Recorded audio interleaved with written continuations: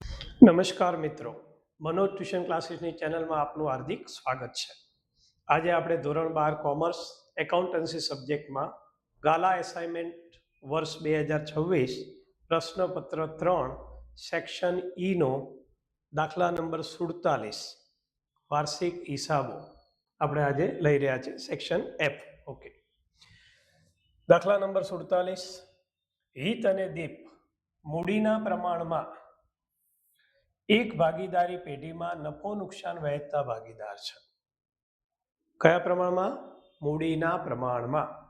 તો અહીંયા આપણને મૂડી આપેલી છે 1,40,000 અને 1,20,000. હિતની મૂડી 1,40,000, દીપની મૂડી 1,20,000. એના ઉપરથી આપણે એનું પ્રમાણ 14/12, એનું હજુ ટૂંકું પ્રમાણ કરીએ તો 7/6.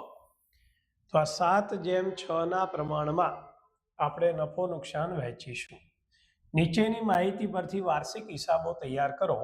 હિત અને દીપની ભાગીદારી પેઢીનું તારીખ 31/3/25 રોજનું કાચું સરવૈયું આપેલું છે.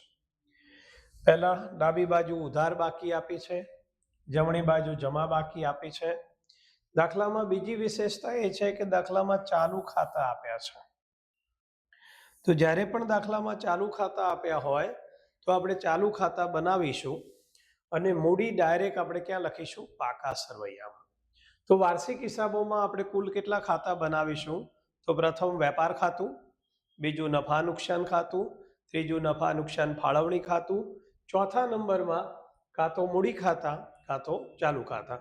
ચાલુ ખાતા આપ્યા છે તો ચાલુ ખાતા બનાવીશું અને મૂડી આપણે ડાયરેક્ટ પાકા સરવૈયામાં, અને છેલ્લું આપણે બનાવીશું પાકું સરવૈયું.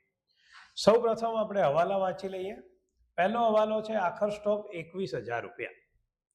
ખાલી આટલો જ હવાલો હોત તો આખર સ્ટોકની ડાયરેક્ટ 2 અસર આપી દેત, પરંતુ કહે છે કે જેમાં સ્ટેશનરી સ્ટોક 2,000 રૂપિયા સમાયેલો છે. તો આખર સ્ટોક 21,000 માંથી 2,000 સ્ટેશનરી સ્ટોક આપણે શું કરીશું? બાદ, અને બાકીના 19,000 રૂપિયા આખર સ્ટોકની આપણે 2 અસર આપીશું. ત્યારબાદ સ્ટેશનરી સ્ટોક 2,000 છે તો આપણે ઉધાર બાજુ જોવાનું. સ્ટેશનરી છપાવણી આપી છે તો સ્ટેશનરી ખર્ચ આપ્યો છે, જેના ઉપર આપણે ટીક કરીશું હવાલા નંબર 1. અહીંયા આપણો સ્ટેશનરી ખર્ચ છે 7,000 રૂપિયા. તો આ 7,000 રૂપિયા સ્ટેશનરી ખર્ચ આપણે નફા નુકસાનમાં ઉધાર કરીશું, એમાંથી સ્ટેશનરી સ્ટોક બાદ કરીશું અને એની બીજી અસર મિલકત લેણા બાજુ. ત્યારબાદ બીજો હવાલો, યંત્ર પર ઘસારાનો દર વધારીને 10% કરો. તો અહીંયા ઉધાર બાજુ આપણને યંત્રો આપ્યા છે 71,600 અને યંત્ર પર ઘસારાનો દર આપેલો છે, ઘસારો આપેલો છે 6240. તો જૂનો ઘસારો જ્યારે પણ આપેલો હોય ત્યારે નફા નુકસાન ખાતાની અંદર આપણે નવો ઘસારો લખીશું અને પાકા સરવૈયામાં જે યંત્ર આપ્યા છે એમાં યંત્રનો જૂનો ઘસારો પ્લસ કરી અને આપણે નવો ઘસારો ગણીશું. ત્રીજો હવાલો, 1,000 રૂપિયાનું ઉધાર વેચાણ ભૂલથી ખરીદ પરત નોંધમાં નોંધાયું છે. તો આપણે એની અસર ટીક કરીશું. એક તો વેચાણ ઉપર નંબર 3, અને એની અસર ભૂલથી શેમાં થઈ છે? ખરીદ પરતમાં. તો ખરીદી ઉધાર હોય, ખરીદ પરત જમા હોય, તો જમા બાજુ જે માલ પરત ઉધાર છે એનું બીજું નામ ખરીદ પરત. હવે જો ઉધાર વેચાણ ભૂલથી લખાયું છે, ઉધાર વેચાણ ભૂલથી ખરીદ પરતમાં લખાયું છે, તો વેચાણની બીજી અસર શેમાં થાય? દેવાદારમાં, અને ખરીદ પરતની બીજી અસર લેણદાર. એટલે આપણે દેવાદાર ઉપર પણ ટીક કરીશું નંબર 3. દેવાદારનું બીજું નામ લેણું, તો લેણા ઉપર નંબર 3, અને લેણદાર એનું બીજું નામ દેવું, તો દેવા ઉપર પણ નંબર 3. તો આ હવાલાની ટોટલ આપણે કેટલી અસર આપીશું? 4. ફરીથી આપણે એને સમજી લઈએ. 1,000નું ઉધાર વેચાણ ભૂલથી ખરીદ પરત નોંધમાં નોંધાયું, મતલબ વેચાણ નોંધાવાનું બાકી. તો વેચાણમાં પ્લસ, દેવાદારમાં પ્લસ, 2 અસર થઈ ગઈ. ભૂલથી ખરીદ પરત નોંધમાં નોંધાયો એટલે ખરીદ પરતમાંથી બાદ. ખરીદ પરતમાંથી બાદ કરો એટલે ખરીદી વધી જાય, મતલબ ખરીદીમાં પ્લસ કર્યું કહેવાય. તો એની ચોથી અસર લેણદારમાં પ્લસ. તો આ રીતે આપણે એની 4 અસર આપીશું.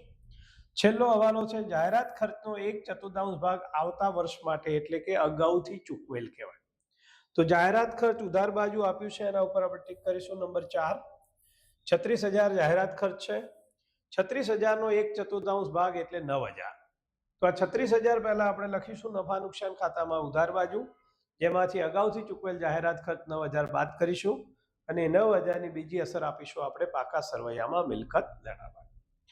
તો આ હવાલા ટીક થઈ ગયા. હવે આમાં જોઈ લેવાનું કોઈ છૂપો હવાલો છે. તો જમા બાજુ હિતની લોન આપી છે અને હિત આપણો ભાગીદાર છે. તો જો ભાગીદારની લોન આપી હોય તો ભાગીદારની લોન ઉપર 6% વ્યાજ ગણાય. તો 30,000 ઉપર જ્યારે આપણે 6% વ્યાજ ગણીશું ત્યારે 1,800 રૂપિયા વ્યાજ થાય. તો ઉધાર બાજુ જોવાનું રહેશે કે કોઈ લોનનું વ્યાજ આપેલું છે.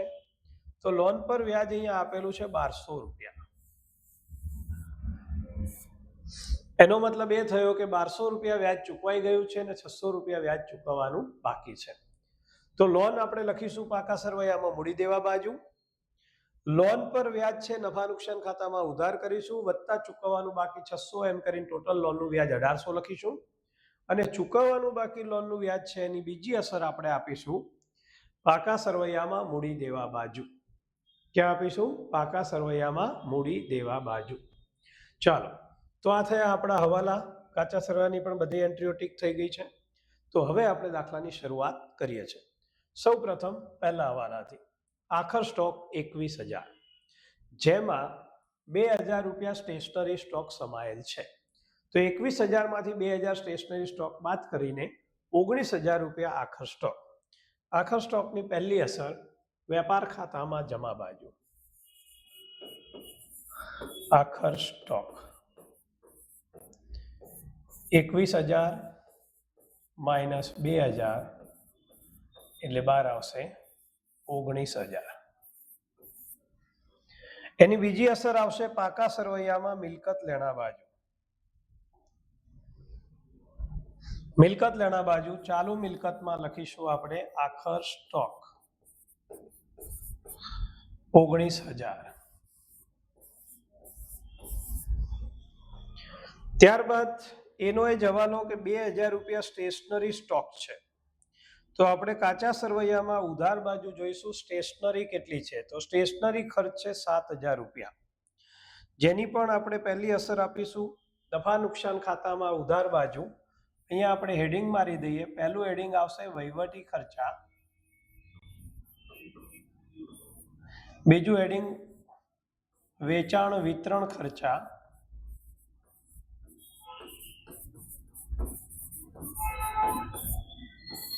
ત્રીજું હેડિંગ નાણાકીય ખર્ચા,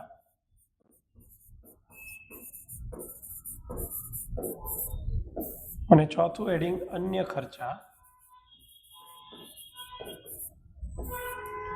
તો સ્ટેશનરી ખર્ચ આપણે લખીશું વહીવટી ખર્ચમાં સ્ટેશનરી ખર્ચ. સ્ટેશનરી ખર્ચ આપણને આપેલો છે 7,000 રૂપિયા minus stationery stock. Stationery stock 2,000, તો 12 આવશે સ્ટેશનરી ખર્ચ 5,000 રૂપિયા. સ્ટેશનરી સ્ટોકની બીજી અસર પાકા સરવૈયામાં મિલકત લેણા બાજુ. આખર સ્ટોકની નીચે લખીશું આપણે સ્ટેશનરી સ્ટોક 2,000. અહીંયા આપણો પ્રથમ હવાલો પૂરો થયો. પાછા આવી જાઓ રકમમાં. હવાલા નંબર 2. બીજો હવાલો છે યંત્ર પર ઘસારાનો દર વધારીને 10% કરો. તો કાચા સરવૈયામાં જોઈશું આપણને યંત્ર આપ્યા છે 71,760 અને યંત્રનો જૂનો ઘસારો આપ્યો છે 6,240. યંત્ર આપણે લખીશું પાકા સરવૈયામાં મિલકત લેણા બાજુ.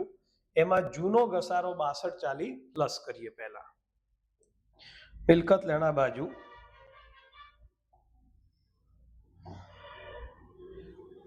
યંત્ર 71,760 પ્લસ જૂનો ઘસારો 6,240 બંનેનો સરવાળો 78,000 માઇનસ 10% ઘસારો 7,800 બાદ બાકી 12 આવશે 70,200. તો કાચા સરવૈયામાં યંત્ર આપ્યા હતા એની એક અસર, કાચા સરવૈયામાં જૂનો ઘસારો આપ્યો હતો એની પણ એક અસર, પણ આ 10% ઘસારો હવાલામાં હતો તો એની બે અસર. પહેલી અસર યંત્રમાંથી બાદ કર્યા, બીજી અસર નફા નુકસાનમાં ઉધાર બાજુ. તો આવી જઈએ નફા નુકસાન ખાતામાં, ઉધાર બાજુ. અન્ય ખર્ચામાં યંત્રનો ઘસારો 12 આવશે 7,800 રૂપિયા. ચાલો પાછા આવી જાઓ રકમમાં. હવાલા નંબર 3. 1,000 રૂપિયાનું ઉધાર વેચાણ ભૂલથી ખરીદ પરત નોંધમાં નોંધાયું. એનો મતલબ કે વેચાણ નોંધવાનું રહી ગયું અને ખરીદ પરતમાં ખોટું નોંધાયું. તો પહેલા આપણે પકડીએ છીએ કે ભાઈ ઉધાર વેચાણ નોંધવાનું બાકી, તો એની બે અસર થાય, એક વેચાણમાં પ્લસ અને બીજું લેણું એટલે કે દેવાદારમાં પ્લસ. તો પહેલા આપણે લખીએ છીએ વેચાણ. તો વેચાણ આપણને આપેલું છે 1,20,000 રૂપિયા. તો વેચાણ લખીશું આપણે વેપાર ખાતામાં જમા બાજુ. વેચાણ 1,20,000. એમાં આપણે પ્લસ કરીશું નહીં નોંધેલ વેચાણ 1,000, જેનો સરવાળો 1,21,000. આ 1,000 રૂપિયાની બીજી અસર થશે લેણું એટલે દેવાદાર. તો પાછા કાચા સરવૈયામાં આવી જાઓ. ઉધાર બાજુ લેણું એટલે દેવાદાર છે 27,400. લેણું 27,400 આપણે લખીશું પાકા સરવૈયામાં મિલકત લેણા બાજુ. લેણું 27,400 પ્લસ નહીં નોંધેલ વેચાણ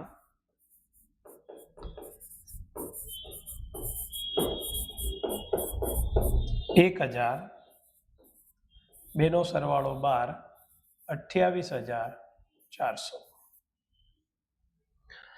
તો આ હવાલાની આપણે બે અસર આપી, હજુ બે અસર બાકી. ફરી આવી જાઓ રકમમાં. ફરી હવાલો વાંચીએ કે ભાઈ 1,000 નું ઉધાર વેચાણ ભૂલથી ખરીદ પરત નોંધમાં નોંધાયું. એનો મતલબ એ થયો કે વેચાણ લખવાનું રહી ગયું હતું, આપણે વેચાણમાં પ્લસ કર્યું. હવે ખરીદ પરત નોંધમાં ભૂલથી નોંધાયું તો ખરીદ પરતમાંથી શું કરવાનું? બાદ. તો ખરીદ પરતમાંથી બાદ કરવું હોય તો આપણે વેપાર ખાતામાં ઉધાર બાજુ ખરીદ પરત લખવું પડે, પણ ખરીદ પરત લખતા પહેલા આપણે ખરીદી લખવી પડે. તો ઉધાર બાજુ ખરીદી આપેલી છે 80,000 રૂપિયા. અહીં પણ આપણે ટીક કરી દઈએ ત્રીજો હવાલો. ચાલો, તો વેપાર ખાતામાં ઉધાર બાજુ ખરીદી 80,000. એક લીટી છોડીને લખીશું આપણે ખરીદી 80,000 માઇનસ ખરીદ પરત.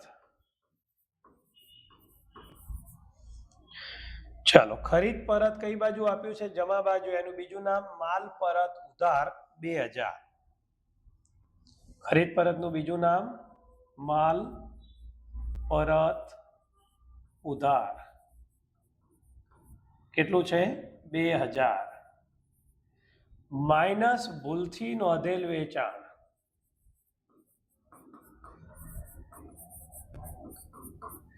તો વેચાણના પૈસા ભૂલથી ખરીદ પરત નોંધમાં કેટલા નોંધાઈ ગયા છે? 1,000.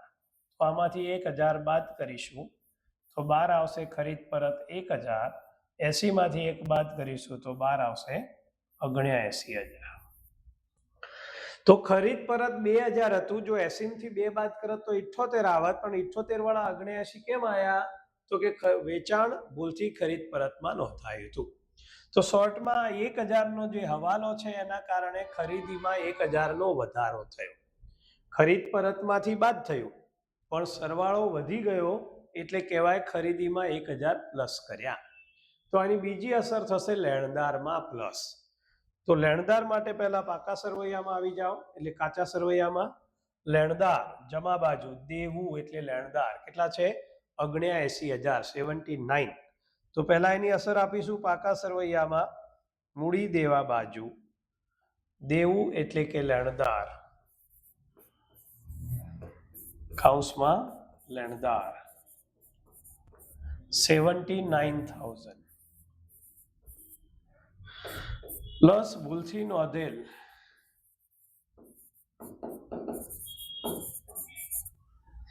1,000 બાર આવશે 80,000. તો વેચાણના નાણાં ભૂલથી શેમાં નોંધાઈ ગયા હતા ખરીદ પરતમાં ખરીદીમાં નોંધાય કે ખરીદ પરતમાં નોંધાય લેણદારમાં અસર થાય કાં તો પ્લસ થાય કાં તો માઇનસ થાય. તો અહીંયા આપણે આ 1,000 રૂપિયાની ટોટલ 4 અસર આપી. અહીંયા આપણો બીજો હવાલો પૂરો થાય છે. પણ જ્યારે આપણે બીજો હવાલો પૂરો કર્યો છે તો સાથે સાથે આપણે એ પણ જોઈ લેવું જોઈએ કે ખરીદી લખાઈ છે તો ખરીદ પરત લખાઈ જવું જોઈએ. તો ખરીદી લખી દીધી ખરીદ પરત લખી દીધું. એ જ રીતે જો વેચાણ લખ્યું છે તો વેચાણ પરત પણ લખાઈ જવું જોઈએ. તો વેચાણ પરત એટલે માલ પરત જમા કેટલું છે 3,000. તો આપણે વેપાર ખાતામાં વેચાણમાંથી માઇનસ વેચાણ પરત એટલે કે માલ પરત વેચાણ પરત કેટલું આપેલું છે માલ પરત જમા 3,000 રૂપિયા. તો આ 3,000 રૂપિયા આપણે એમાંથી બાદ કરી દઈએ. માલ પરત જમા એનું બીજું નામ વેચાણ પરત 3,000. તો 1,21,000 માંથી 3,000 બાદ કરીએ બાર આવશે 1,18,000. ચાલો પાછા આવી જઈએ કાચા સરવૈયામાં. પહેલો હવાલો પૂરો થઈ ગયો બીજો હવાલો પતી ગયો ત્રીજો હવાલો પૂરો થયો છેલ્લો અને ચોથો હવાલો. જાહેરાત ખર્ચનો 1/4 ભાગ આવતા વર્ષ ખાતે લઈ જવાનો છે. તો ઉધાર બાજુ જાહેરાત ખર્ચ આપણને આપેલો છે 36,000 રૂપિયા. તો જાહેરાત ખર્ચ આપણે લખીશું નફા નુકસાન ખાતામાં ઉધાર બાજુ વેચાણ વિતરણ ખર્ચમાં જાહેરાત ખર્ચ 36,000 માઇનસ માંડી વાળેલની જગ્યાએ અગાઉથી ચૂકવેલ શબ્દ માઇનસ અગાઉથી ચૂકવેલ જે આવતા વર્ષ માટે છે એટલે એને શું કહેવાય અગાઉથી ચૂકવેલ. કેટલો ભાગ અગાઉથી ચૂકવેલો છે 1/4 આવતા વર્ષના અત્યારે ચૂકવેલા છે 9,000 રૂપિયા. 36,000 માંથી 9,000 બાદ કરો એટલે બાર આવશે 27,000. અને અગાઉથી ચૂકવેલ જાહેરાત ખર્ચ આપણા માટે મિલકત કહેવાય એટલે એની બીજી અસર આપીશું પાકા સરવૈયામાં મિલકત લેણા બાજુ અગાઉથી ચૂકવેલ જાહેરાત ખર્ચ 9,000 રૂપિયા. હવે આપણા બધા જ હવાલા પૂરા થઈ ગયા. ફરી પાછા રકમમાં આવી જાઓ. અહીંયા હવાલા આપણા બધા પૂરા થયા પણ એક છૂપો હવાલો છે આપણે કીધો તો તેમ હિત એટલે કે ભાગીદારની લોન. તો ભાગીદાર હિતની લોન કેટલી છે 30,000 અને ઉધાર બાજુ લોનનું વ્યાજ કેટલું આપ્યું છે 1200. તો પહેલા આપણે ભાગીદારની લોન ક્યાં લખીશું પાકા સરવૈયામાં મૂડી દેવા બાજુ હિતની લોન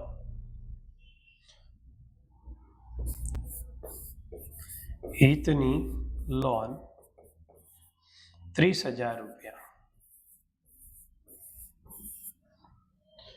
હવે લોન પર વ્યાજ તો 30,000 ઉપર 6% લેખે 1,800 રૂપિયા વ્યાજ થાય. જેમાંથી આપણને 1,200 રૂપિયા આપેલું છે એટલે 600 રૂપિયા ચૂકવવાનું બાકી લોનનું વ્યાજ 600 રૂપિયા. લોનનું વ્યાજ પેઢી માટે ખર્ચ કહેવાય. તેની બીજી અસર નફા નુકસાન ખાતામાં ઉધાર બાજુ નાણાકીય ખર્ચમાં લોનનું વ્યાજ 1,200 રૂપિયા આપેલું છે વત્તા ચૂકવવાનું બાકી 600 બાર આવશે 1,800 રૂપિયા. તો અહીંયા છૂપો હવાલો પણ આપણો શું થઈ ગયો પૂરો. હવે આપણે કાચા સરવૈયામાંથી લાઇનસર બધી એન્ટ્રીઓ લખવાની રહેશે. પહેલા આપણે જમા બાજુથી શરૂઆત કરીએ. તો મૂડી 140 અને દીપમાં 1,20,000. ચાલો મૂડી ખાતામાં જમા બાજુ 1,40,000 અને 1,20,000.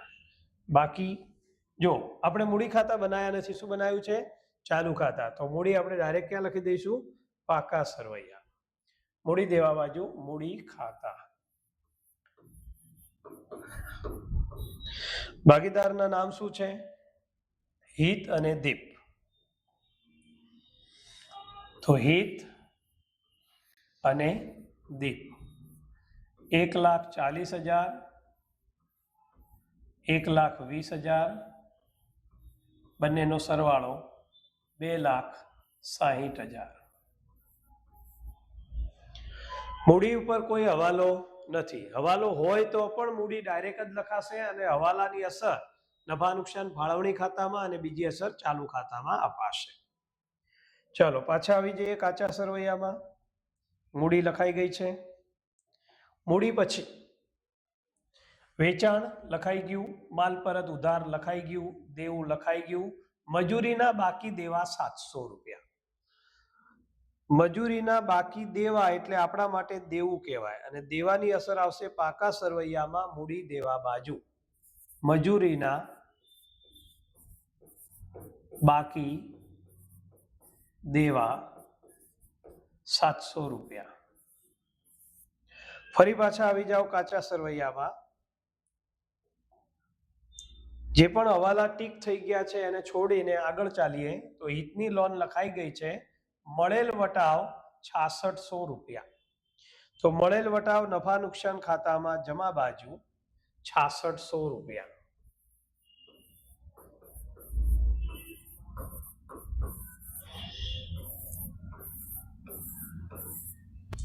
પાછા આવી જાઓ કાચા સરવૈયામાં.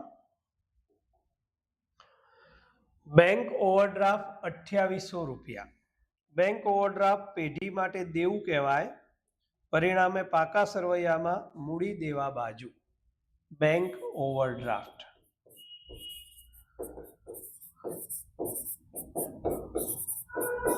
6600 રૂપિયા. પાછા આવી જાઓ કાચા સરવૈયામાં.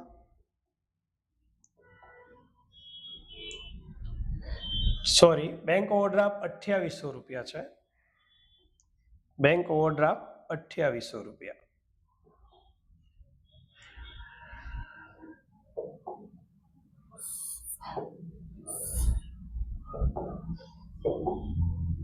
ચાલો બેંક ઓવરડ્રાફ્ટ 2800. પાછા આવી જાઓ કાચા સરવૈયામાં. હવે છેલ્લી એન્ટ્રી બાકી રહી છે. આપણને ચાલુ ખાતાની બાકી આપી છે. ચાલુ ખાતું દીપ કેટલું આપ્યું છે? 14,000 રૂપિયા.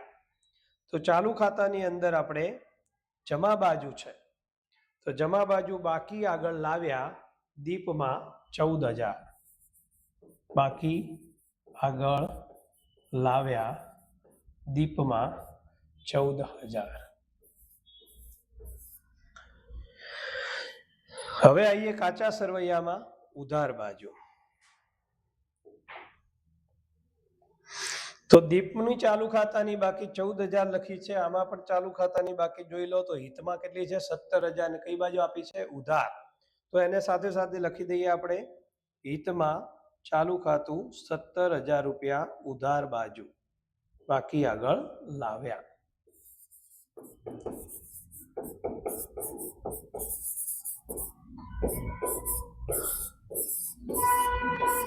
તો ચાલુ ખાતાની બાકી, મૂડી ખાતાની બાકી અને ઉપાડ એમાં જો કોઈ હવાલા હોય તો સૌ પ્રથમ એને લખવા જોઈએ, પણ આ દાખલામાં એના કોઈ હવાલા નથી એટલે આપણે ડાયરેક્ટ લખ્યું છે. ફાળવણી ખાતામાં પણ કોઈ હવાલો આવ્યો નથી. તો ફાળવણી ખાતું એકવાર ન પણ બનાવીએ તો પણ ચાલે. આવી જઈએ પાછા કાચા સરવૈયામાં. ઉધાર બાજુની બધી જ એન્ટ્રી લાઇનસર લઈશું. પહેલું ઉપાડ, હિતમાં 7,500 અને દીપમાં 5,000.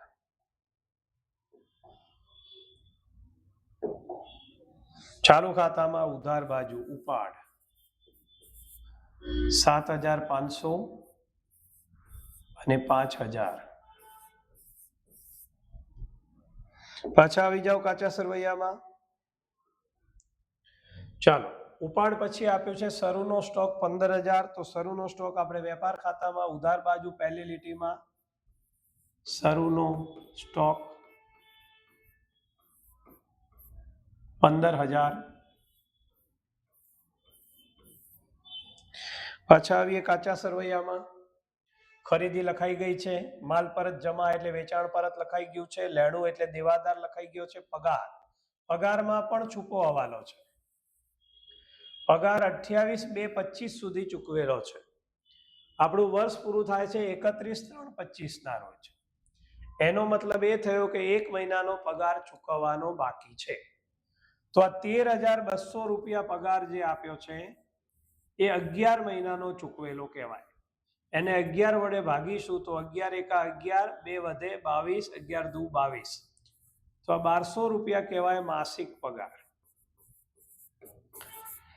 હવે 1 માસનો જ પગાર ચૂકવવાનો બાકી છે એટલે ચૂકવવાનો બાકી પગાર તરીકે આપણે 1 માસના 1,200 રૂપિયા લઈશું. આ 1,200 રૂપિયાની બે અસર થશે. એ પહેલા આપણે પગાર લખી દઈએ 13,200 નફા નુકસાન ખાતામાં ઉધાર બાજુ. વહીવટી ખર્ચમાં પગાર 13,200 વત્તા ચૂકવવાનો બાકી પગાર 1,200 રૂપિયા, સરવાળો 12 આવશે 14,400. ચૂકવવાનો બાકી પગાર દેવું કહેવાય. તો એની બીજી અસર પાકા સરવૈયામાં મૂડી દેવા બાજુ ચૂકવવાનો બાકી પગાર 1,200 રૂપિયા. પાછા આવી જઈએ કાચા સરવૈયામાં એટલે કે રકમમાં. ચાલો, ઉધાર બાજુ ત્યારબાદ આપ્યો છે મકાન 80,000 રૂપિયા. મકાન પાકા સરવૈયામાં મિલકત લેણા બાજુ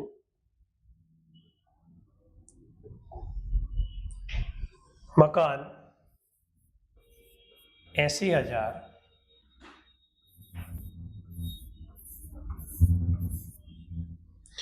મકાન પછી પાછા કાચા સરવૈયામાં આવી જાઓ.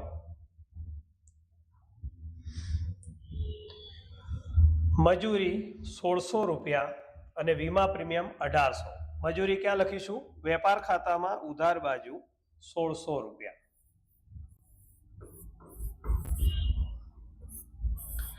અને વીમા પ્રીમિયમ લખીશું નફા નુકસાનમાં ઉધાર બાજુ 1,800 રૂપિયા. વહીવટી ખર્ચમાં વીમા પ્રીમિયમ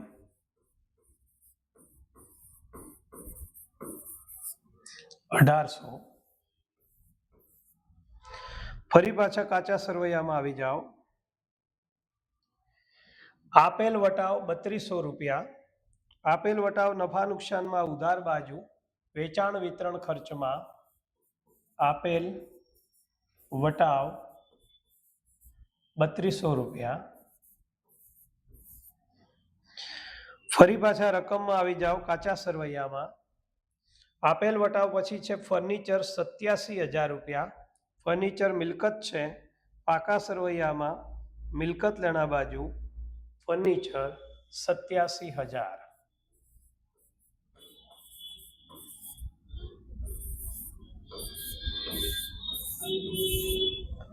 ફરી પાછા રકમમાં આવી જાઓ. કાચા સરવૈયામાં જુઓ સ્ટેશનરી ખર્ચ લખાઈ ગયો છે, જાહેરાત ખર્ચ લખાઈ ગયો છે, રોકડ શિલક 51,200 અને આપણે ચાલુ ખાતું હિતનું પહેલાથી લખી દીધું છે. તો હવે રોકડ શિલક 51,200 એ પણ પાકા સરવૈયામાં મિલકત લેણા બાજુ. રોકડ શિલક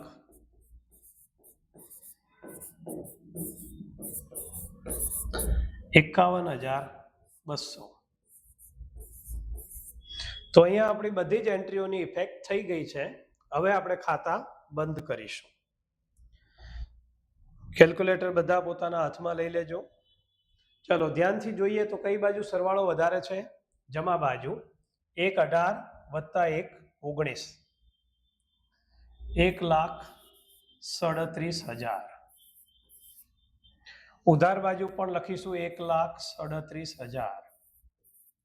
ચાલો એમાંથી આ 3 એન્ટ્રી બાદ કરીએ. 79 વત્તા 15 94 ને 95,600 400 મૂકીએ એટલે 96,000 1 મૂકીએ એટલે 97,000 અને 4 મૂકીએ એટલે 1,37,000.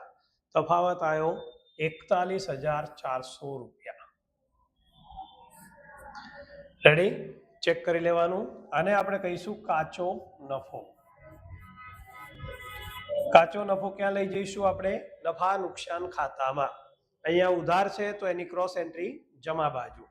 તો નફા નુકસાનમાં જમા બાજુ કાચો નફો 41,400.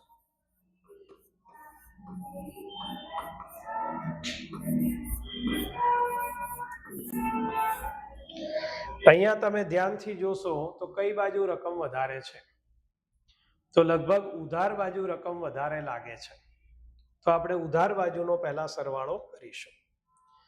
3 આંકડા જોઈએ, 400, 800, 200, 800 ને 800 એટલે 8 ને 2 18 ને 8 26 4 3000 વધી આવી 3 3 ને 5 8 ને 4 12 ને 1 13 ને 7 20 ને 3 23 ને 1 24 ને 7 31 નો એકડો વધી આવી 3 3 ને 1 4 ને 2 6 સરવાળો આવ્યો ઉધાર બાજુનો 61,000 રૂપિયા.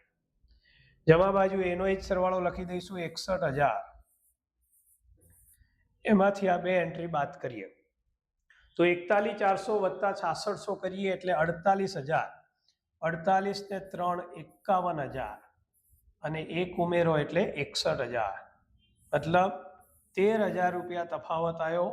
આને કહીશું આપણે ચોખ્ખી ખોટ. આ દાખલામાં નફા નુકસાન ફાળવણી ખાતામાં એક પણ એન્ટ્રી આવી નથી.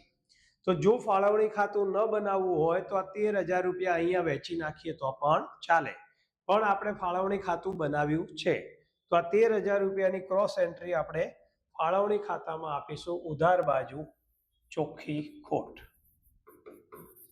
13,000. હવે આ ખાતું બંધ કરીશું. જમા બાજુ તફાવત આવ્યો 13,000. આને આપણે કહીશું વહેંચણી પાત્ર ખોટ.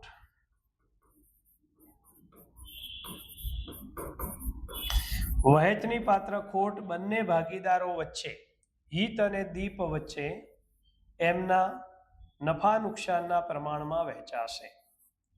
પણ આ દાખલામાં આપણે પાછા રકમમાં આવી જાવ. પહેલી લીટી જુઓ, આપણે સૌથી પહેલા શરૂઆતમાં જ સમજ્યા હતા કે અહીંયા હિત અને દીપ મૂડીના પ્રમાણમાં નફો નુકસાન વહેંચે છે. મૂડી આપેલી છે 1,40,000 અને 1,20,000. એનું પ્રમાણ 14:2, ટૂંકું પ્રમાણ 7:6. તો મૂડીનું પ્રમાણ એ જ નફા નુકસાનનું પ્રમાણ છે, તો આપણે નફો 7:6 માં વેચીશું. તો પાછા આવી જઈએ નફા નુકસાન ફાળવણી ખાતામાં. 13,000 રૂપિયા 7:6 માં વહેંચીએ એટલે 7,000 અને 6,000. આ વહેંચણી પાત્ર નફો કે વહેંચણી પાત્ર ખોટ જે પણ આવે ક્યાં લઈ જવામાં આવે? જો ચાલુ ખાતા ન બનાવ્યા હોય તો મૂડી ખાતામાં, પણ અહીંયા આપણે ચાલુ ખાતા બનાવેલા છે કારણ કે ચાલુ ખાતાની બાકી આપી છે. તો આપણી આ જે ખોટ છે એ આપણે ક્યાં લઈ જઈશું? ચાલુ ખાતામાં ઉધાર બાજુ. તો અહીંયા લખીશું નફા નુકસાન ફાળવણી ખાતે કૌંસમાં ખોટ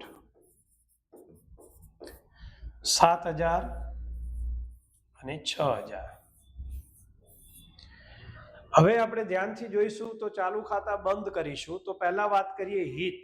હિતમાં ઉધાર બાજુ રકમ છે, જમા બાજુ કોઈ રકમ નથી. એનો મતલબ ઉધાર બાજુ સરવાળો વધારે છે. 17 ને 7 24 ને 7 31 એટલે કે 31,500 રૂપિયા. તમારે કેલ્ક્યુલેટરથી સરવાળા કરતા રહેવાનું. જમા બાજુ તફાવત 31,500, સરવાળો પણ 31,500. આને કહેવાય ચાલુ ખાતાની આખર બાકી, એટલે કે બાકી આગળ લઈ ગયા. અહીંયા ઉધાર બાજુ સરવાળો વધારે હતો એટલે આને કહેવાય ઉધાર બાકી. આ ઉધાર બાકી છે એની બીજી અસર આવશે પાકા સરવૈયામાં મિલકત લેણા બાજુ. બીજી રીતે સમજીએ તો તફાવત જમા બાજુ આવ્યો છે તો એની ક્રોસ એન્ટ્રી ઉધાર જાય. પાકા સરવૈયામાં ઉધાર એટલે મિલકત લેણા બાજુ. તો હિતની ચાલુ ખાતાની બાકી 31,500 મિલકત લેણા બાજુ. ચાલુ ખાતું હિત 31,500.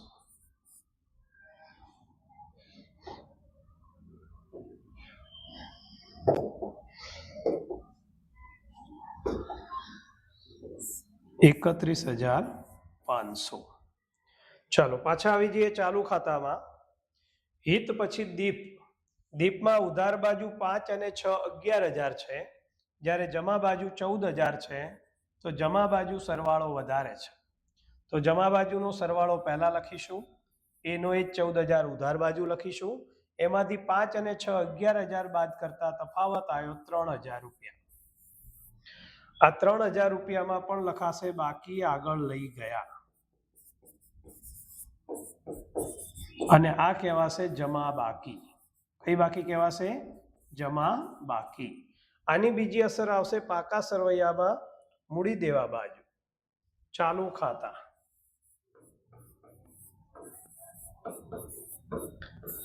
દીપ 3,000 રૂપિયા. હવે છેલ્લું આપણે બંધ કરવાનું રહ્યું પાકું સરવૈયું. તો આમાં બંને બાજુ સરવાળો કેવો આવવો જોઈએ? સરખો આવવો જોઈએ. તો આપણે સરવાળો કરીએ. ચાલો લાસ્ટના 3 ડિજિટ જોઈએ તો 6 અને 7 13 ને 8 21 ને 2 23. 23 નો તગડો વધી આવી 2, 2 ને 3 5, 5 ને 2 7, 7 ને 1 8, 6, 6 ને 8 14, 14 ને 3 17, 17 નો સાતડો વધી આવી 1, 2 ને 1 3, 3,78,300. આ બાજુ પણ ચેક કરી લઈએ. 2 ને 4 6, 6 ને 2 8, 8 ને 5 13 નો તગડો વધી આવી 1, 1 ને 7 8, 8 ને 8 16, 16 ને 9 25, ને 2 27, ને 9 36, ને 1 37, ને 1 38 નો આઠડો વધી આવી 3, 3 ને 7 10, ને 8 18, ને 8 26, ને 2 28, ને 1 29, ને 5 34, ને 3 37. 3,78,300 બંને બાજુ સરવાળો મળી ગયો. તો તમને બધાને દાખલામાં ખ્યાલ આવતો જ હશે. વોટ્સઅપ મેસેજથી પણ તમારા ક્વેશ્ચન મૂકી શકો છો. મનોજ ટ્યુશન ક્લાસીસની ચેનલને લાઇક કરો, સબસ્ક્રાઇબ કરો અને તમારા મિત્રોને શેર કરો. અને અમારી ચેનલને લાઇક તો કરો પણ સાથે સાથે ડાઉનલોડ પણ કરો અને મિત્રોને શેર કરો. Thank you.